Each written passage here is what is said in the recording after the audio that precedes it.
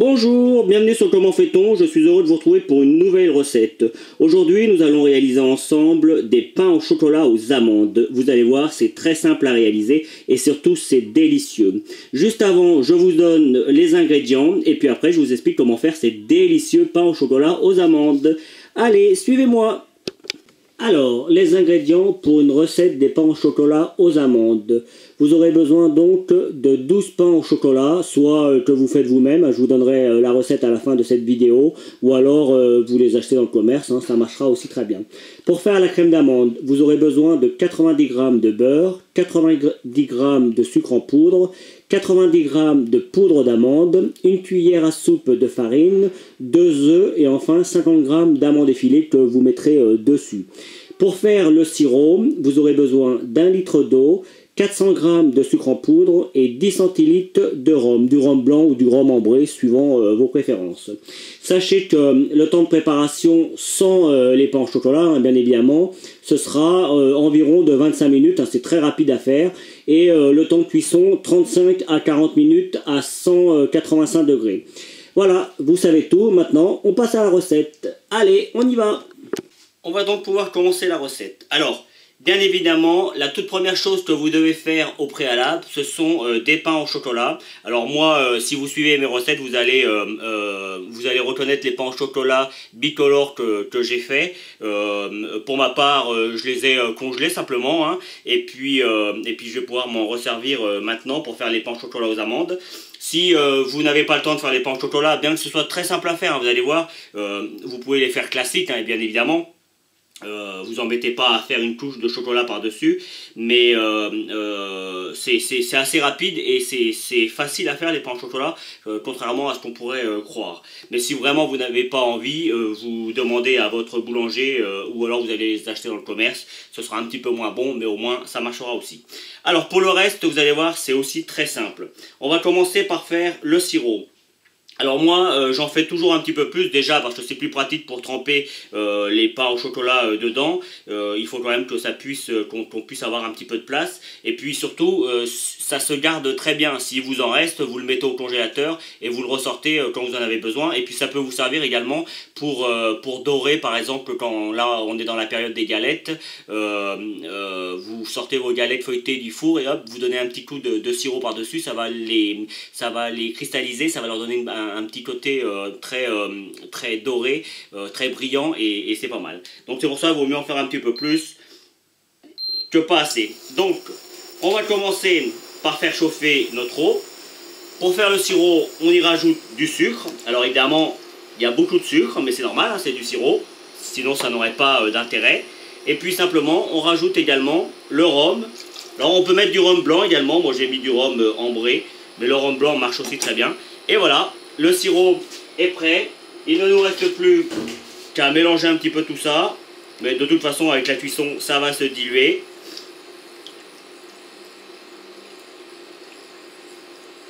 Et là le but c'est de l'amener à ébullition et de le laisser bouillir au moins 10 bonnes minutes de façon à ce que le sirop se fasse.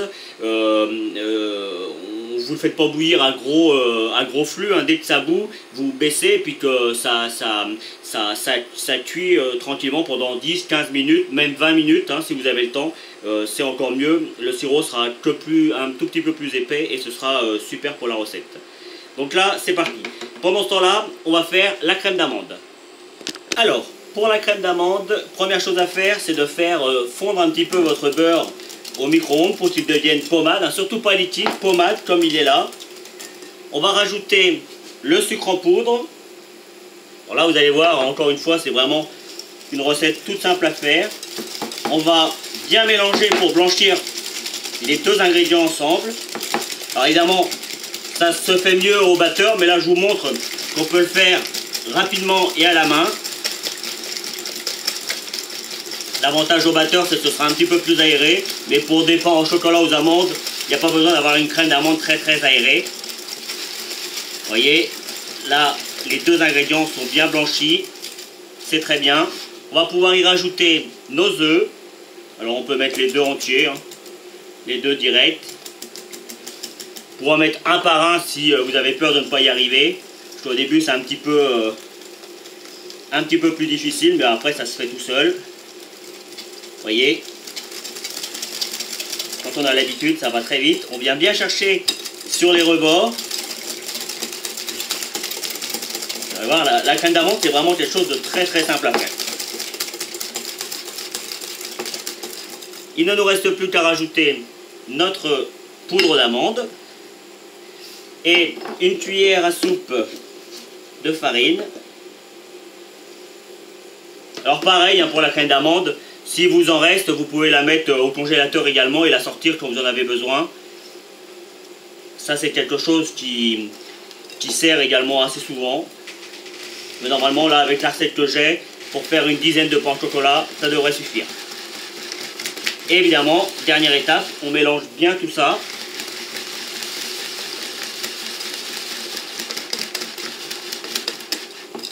Et voilà, on a une crème d'amande rapide, efficace et je peux vous garantir super bonne. Alors là, je rajoute pas d'alcool puisqu'il y en a déjà dans notre sirop qui est en train de bouillir, qui est en train de cuire. Donc pas besoin de rajouter d'alcool. Après c'est une question de choix, hein. On va juste remettre ça au frigo pendant une dizaine de minutes, le temps qu'on s'occupe des pains au chocolat qu'on va faire tremper dans notre sirop tiède. J'ai commencé à couper mes pains au chocolat en deux. Alors pour cela, il n'y a pas de difficulté particulière, hein. On prend un couteau-ci. On fait en sorte, s'ils sont frais, ça va être un petit peu plus délicat à couper quand c'est frais. Mais quand ils sont congelés, l'avantage c'est quand ils sont juste décongelés, vous voyez, ça se coupe très bien. Et en plus, on va pouvoir les tremper plus facilement. Alors justement, pour les tremper, on prévoit une plaque en dessous pour récupérer le jus. Et puis évidemment, une autre plaque dessus avec des petits trous, comme moi j'ai là. Ou une grille, hein, ça marchera aussi, pour que ça s'égoutte correctement et qu'on puisse les mettre les uns à côté des autres. Alors le but, c'est de retrouver les pains au chocolat entiers, donc quand on va les tremper, on va les mettre l'un à côté de l'autre, comme ça on saura lequel enfin quelle partie est avec quelle autre partie. Voilà. Le sirop est prêt, il va être bon à prendre, on va donc pouvoir commencer à les tremper. Allez.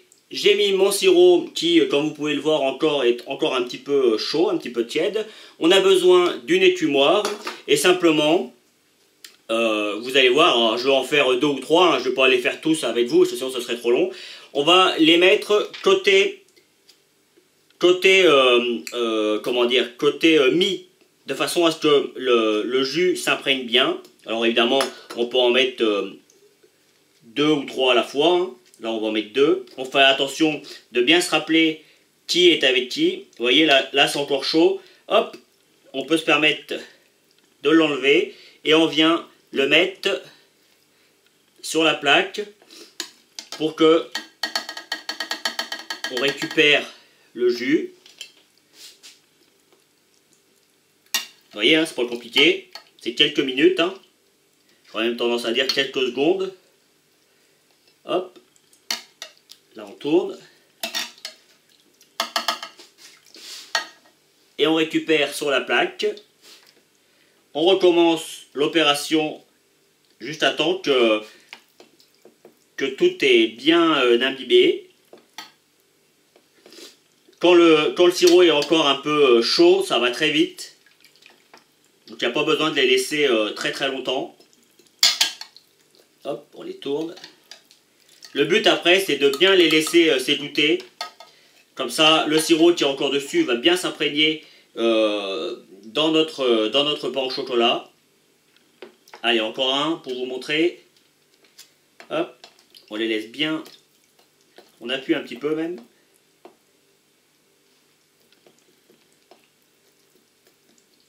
Voilà.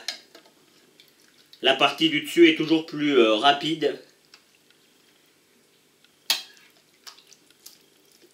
Et on laisse un petit peu plus longtemps la partie du dessous. Voilà. Hop. Vous avez compris le principe.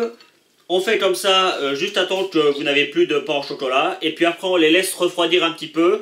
Parce que si on mettait la crème d'amande comme ça dessus, elle aurait tendance à fondre. C'est pas ce que l'on veut. Donc, vous les laissez reposer une petite demi-heure une fois que tout est terminé. Ça fait environ une demi-heure que mes pains au chocolat se reposent et ont pu s'égoutter correctement. Donc maintenant, le but va être de venir prendre chaque première partie en faisant attention, en essayant de se rappeler qui c'est qui va avec qui. Donc je vais essayer de les serrer un petit peu pour que je puisse tous les mettre. Ça va être un petit peu difficile, mais enfin je vais essayer quand même. Hop. Hop. De toute façon, même si vous vous trompez, c'est pas une catastrophe en soi. Hein.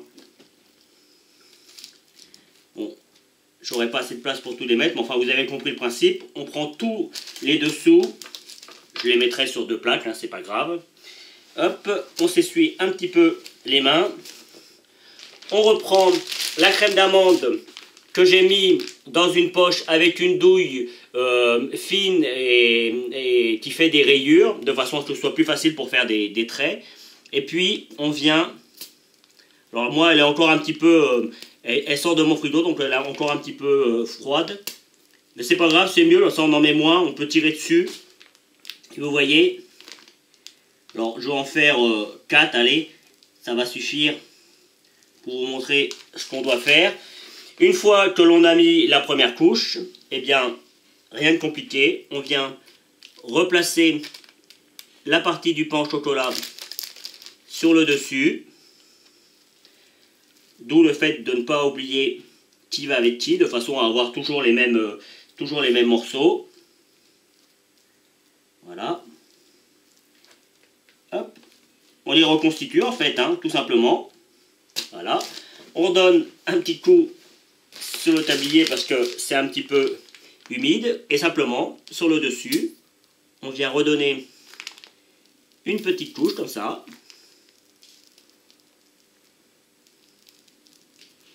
On n'hésite pas à tirer un petit peu hein, pour que ce soit pas trop non plus trop épais.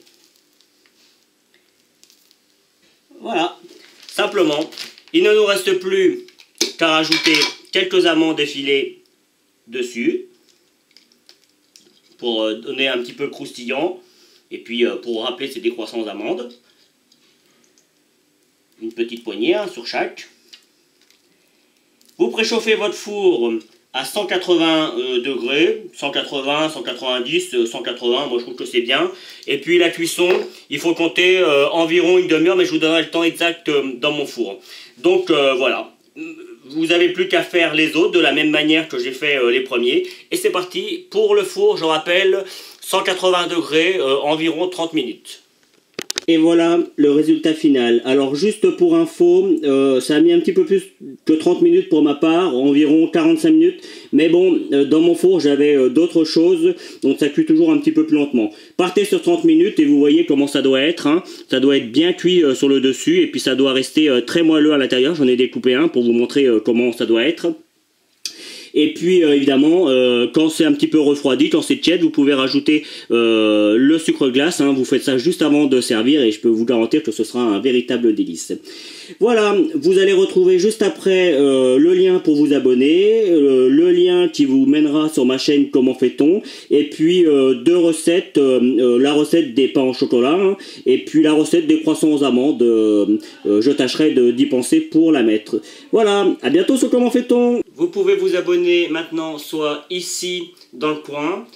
Allez sur mon site internet où vous retrouverez toutes mes recettes et puis consultez les deux vidéos qu'il y a ici qui correspondent à des vidéos que soit je vous ai données dans la recette, soit qui correspondent à la recette en question.